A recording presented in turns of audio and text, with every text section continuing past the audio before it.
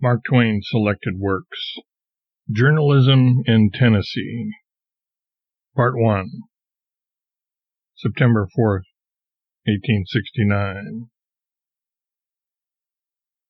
I was told by the physician that a southern climate would improve my health, and so I went down to Tennessee and got a berth on the Morning Glory and Johnson County War Whoop as associate editor. When I went on duty, I found the chief editor sitting tilted back in the three-legged chair with his feet on a pine table. There was another pine table in the room, and another afflicted chair, and both were half buried under newspapers and scraps and sheets of manuscript. There was a wooden box of sand sprinkled with cigar stubs and old soldiers, and a stove with the door hanging by its upper hinge. The chief editor had a long-tailed black cloth frock coat on and white linen pants. His boots were small and neatly black. He wore a ruffled shirt, a large seal ring, a standing collar of obsolete pattern, and a checkered neckerchief with the ends hanging down. Date of costume about 1848. He was smoking a cigar and trying to think of a word. And in trying to think of a word, and in pawing his hair for it, he had rumpled his locks a good deal. He was scowling fearfully, and I judged that he was concocting a particularly naughty editorial. He told me to take the exchanges and skim through them and write up the spirit of the Tennessee press, condensing into the article all of their contents that seemed of interest. I wrote as follows: Spirit of the Tennessee press. The editors of the Semi-Weekly Earthquake evidently labor under a misapprehension with regard to the Ballyhack Railroad. It is not the object of the company to leave Buzzardville off to one side. On the contrary, they consider it one of the most important points along the line, and consequently can have no desire to slight it. The gentlemen of the Earthquake will, of course, take pleasure in making the correction. John W. Blossom, Esquire, the able editor of the Higginsville Thunderbolt and Battle Cry of Freedom, arrived in the city yesterday. He is stopping at the Van Buren house. We observe that our contemporary of the Mud Springs Morning Howl has fallen into the error of supposing that the election of Van Werter is not an established fact, but he will have discovered his mistake before this reminder reaches him, no doubt. He was doubtless misled by incomplete election returns.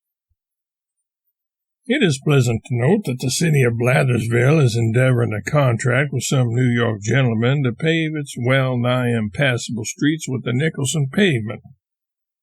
But it is difficult to accomplish a desire like this, since Memphis got some New Yorkers to do a like service for her and then declined to pay for it.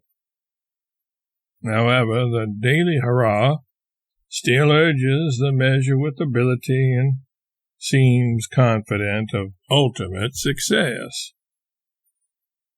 We are pained to learn that Colonel Bascom, chief editor of the Dying Shriek for Liberty, fell in the street a few evenings since and broke his leg.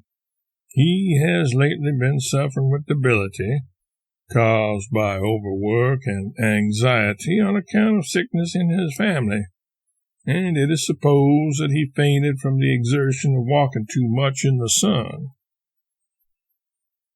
I passed my manuscript over to the chief editor for acceptance, alteration, or destruction. He glanced at it, and his face clouded.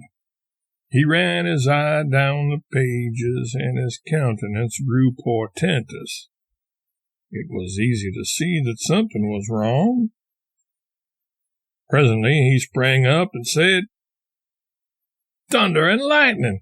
Do you suppose I am going to speak of those cattle that way?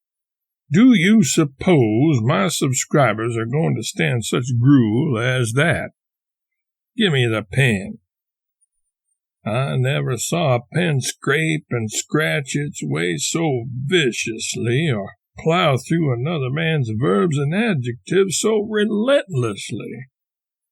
While he was in the midst of his work, somebody shot at him through the open window and marred the symmetry of his ear.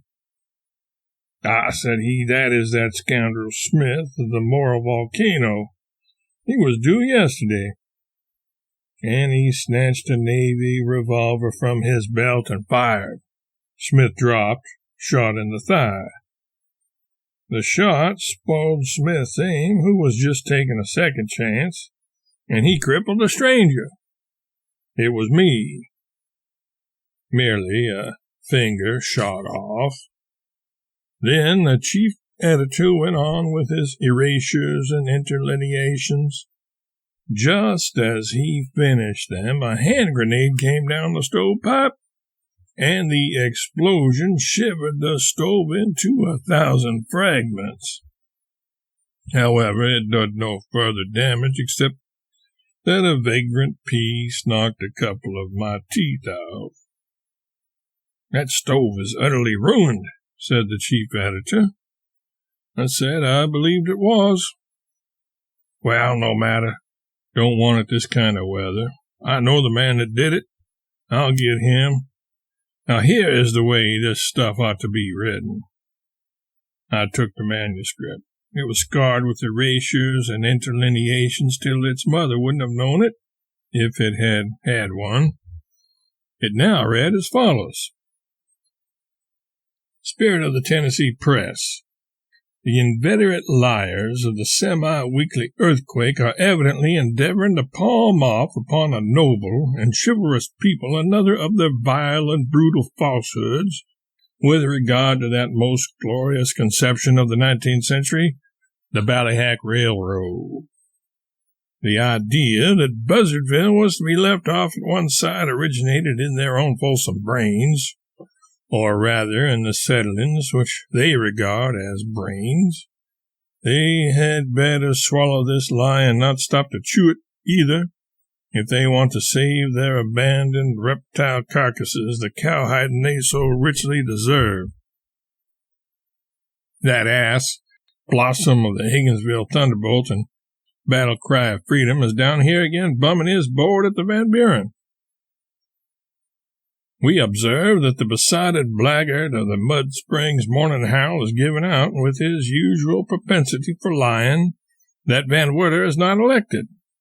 The heaven-born mission of journalism is to disseminate truth, to eradicate error, to educate, refine, and elevate the tone of public morals and manners, and make all men more gentle, more virtuous, more charitable, and in all ways better and holier and happier.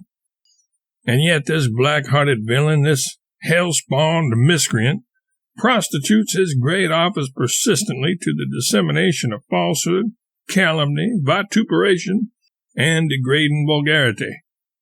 His paper is notoriously unfit to take into the people's homes, and ought to be banished to the gambling hells and brothels, where the mass of reeking pollution which does duty as its editor lives and moves, and has his being. Blathersville wants a Nicholson pavement. It wants a jail and a poorhouse more.